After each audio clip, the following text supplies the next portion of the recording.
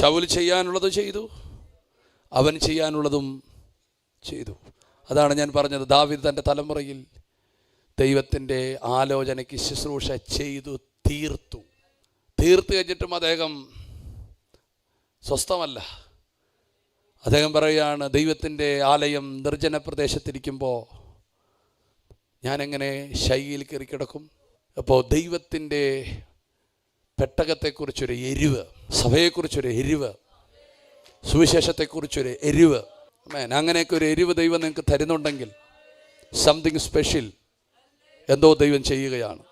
യഹോവയുടെ പെട്ടകം നിർജ്ജന പ്രദേശത്തിരിക്കുമ്പോൾ ഞാനെങ്ങനെ ശൈലിയിൽ കയറി കിടന്നുറങ്ങും?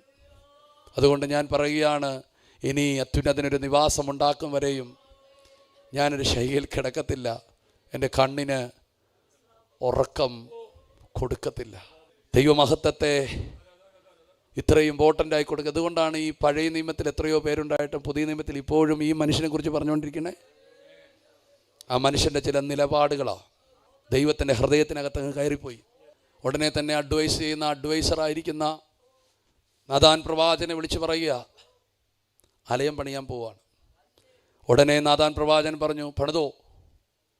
പ്രവാചകനാണ്, പണിതോ എന്ന് പറഞ്ഞു. മനസ്സിൽ തോന്നി അങ്ങ് പറഞ്ഞു, പണിതോ.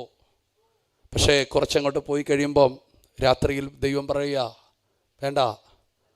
നാഥാൻ പ്രവാചകനോട് പറയുക, വേണ്ട, നീ അവനല്ല പണിയേണ്ടത്, അവൻ്റെ തലമുറയാ. പ്രവാചകൻ തിരുത്താൻ തയ്യാറായി.